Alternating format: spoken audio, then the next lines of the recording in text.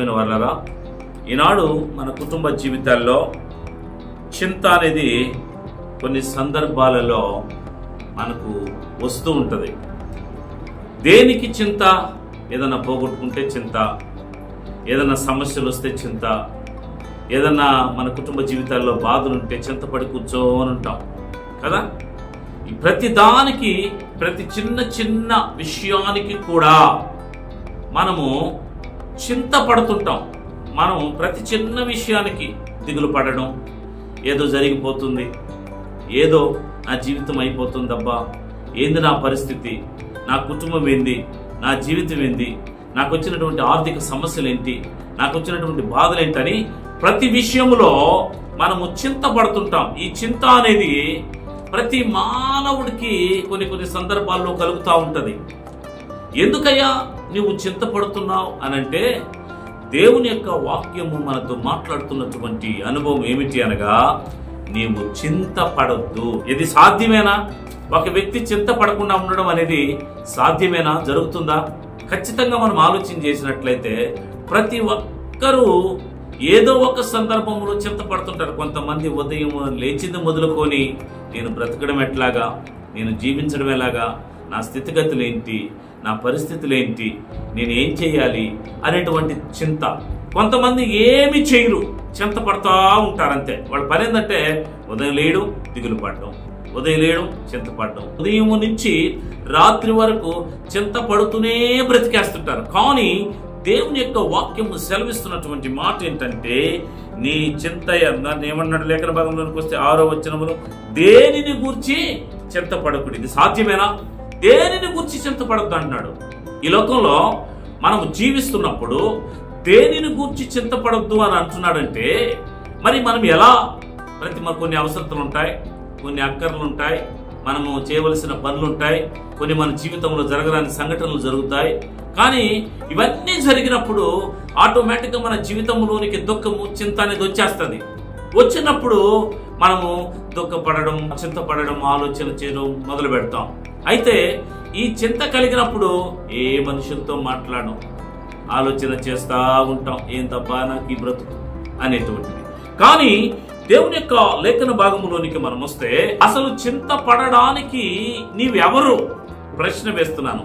అసలు చింతపడడానికి మీరెవరు? మీరు ఎందుకు చింతపడుతున్నారు? చాలా మంది అంటే, ఏది పాస్టర్ గారు మీరు అలా చెప్తారు, చింతపడకపోతే ఎట్లాగా?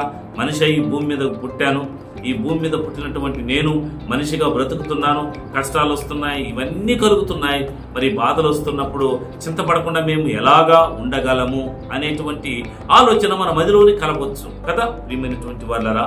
అయితే దేవుని సన్నిధానములో ఉన్నటువంటి మనము, దేవుని సన్నిధానములో జీవిస్తున్న మనము, నీ చింత యావత్తు యెహోవా మీద వేసే అన్నాడు.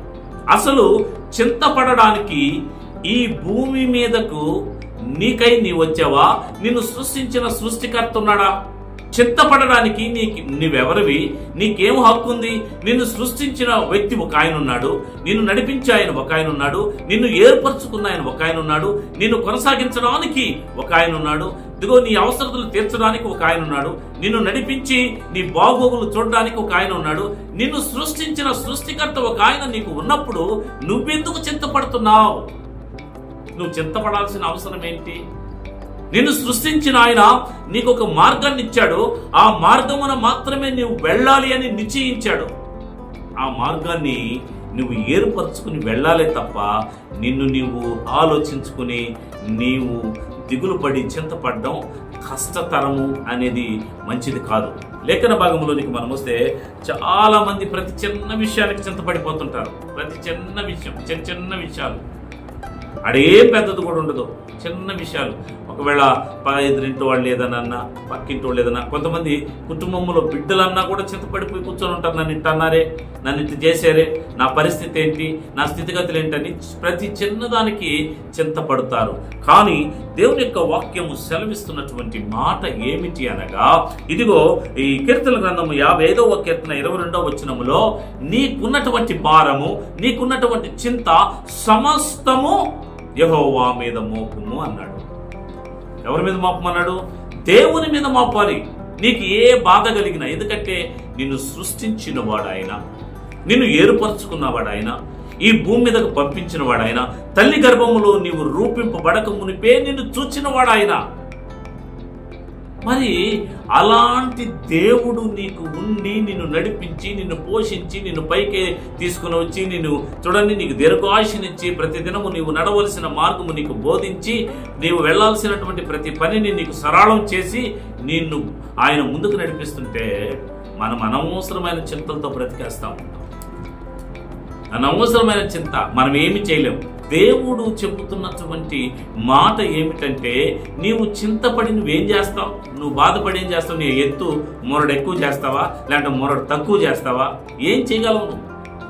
కనుక దేవుని బిడ్డలైనటువంటి మనము ఏ విషయములో కూడా చింతపడకూడదు. అందుకే అంటాడు, మన భారమంతా యెహోవా మీద మోపాలి. ఎవరి మీద మోపాలంటే మన భారాన్ని? మన భారము యెహోవా మీద మోపాలి. ఇంకా నువ్వు చింతపడకూడదు అనడానికి నీకు ఒక ఎగ్జాంపుల్ చెప్తాను, జాగ్రత్తగా వినండి. ఒక వ్యక్తి ఒక వస్తువుని తయారు చేసాడు అనుకోండి. ఎగ్జాంపుల్, మనం ఈరోజు 2 వీలర్ అనే దాన్ని ఉపయోగిస్తా ఉన్నాం. ప్రతి ఒక్కరు 2 వీలర్ ఉపయోగిస్తున్నారు కదా. 2 వీలర్ ఉపయోగించేటప్పుడు దానిని సృష్టించేటువంటి సృష్టికర్త ఏం ఆలోచిస్తాడంటే, ఇది ఎలా నడవాలి, ఇది ఎలా ముందుకెళ్ళాలి, ఇది ఎలా ప్రయాణం చేయాలని ఆలోచన చేసి అది నడవడానికి దానికి ఒక ఇంధనాన్ని ఇచ్చాడు. జాగ్రత్త జ్ఞాపకం చేసుకోండి.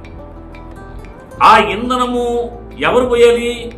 వాహనము పోయదు, వాహనం పోసుకోదు. వాహనం పోసుకుంటుందా ఇంధనం?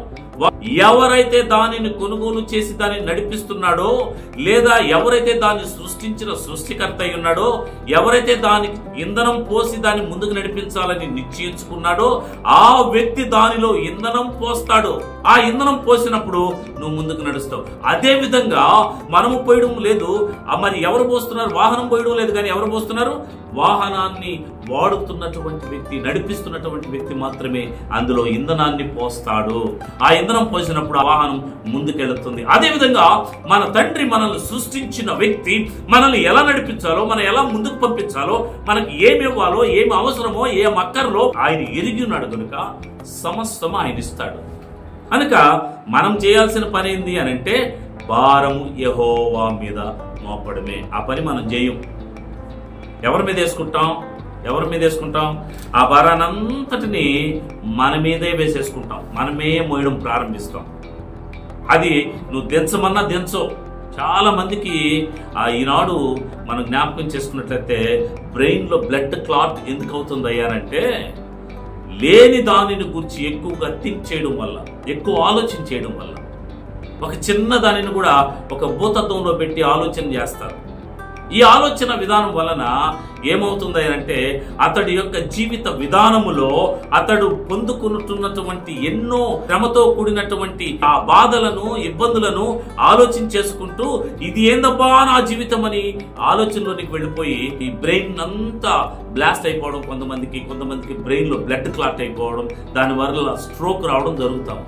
కానీ నువ్వు ఆలోచించి ఏం చేయగలవు? ఈరోజు నేనున్నాను, నాకు అనేక సమస్యలు ఉన్నాయి, నేనేం చేయగలను? నీవు బయటపడలేవు. దాన్ని నిన్ను బయటికి నడిపించగలిగిన శక్తిమంతుడైన దేవుడు ఒక ఆయన నీ పక్షమున ఉన్నాడు. ఆయన నిన్ను బయటికి నడిపిస్తాడు. అది నువ్వు ఆలోచన చేయాలి. అంతేగాని నేనేదో చేసేస్తానని నువ్వు తొందరపడిపోయి ఆలోచనలు చేసేసి దేవునిని విడిచి వెళ్ళేటువంటి వారు అనేక మంది ఉన్నారు. నీ పనేంటో తెలుసా?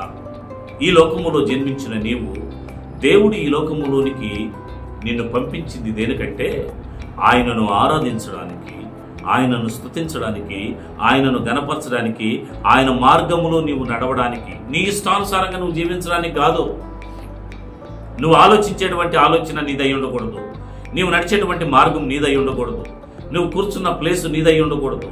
నీవు వెళుతున్న మార్గములో నువ్వు చేసేటువంటి ప్రతి పని నీదై ఉండకూడదు.